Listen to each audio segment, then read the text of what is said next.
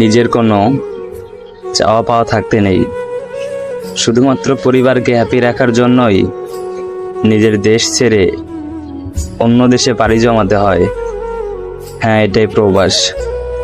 পরিবারের সচ্ছলতা ফিরিয়ে আনার জন্য হাড়ভাঙ্গা পরিশ্রম করতে হয়, তাও এমন একটা জায়গায় যেখানে ভাই বোন, মা বাবা, আত্মীয় স্বজন কেউ থাকে না।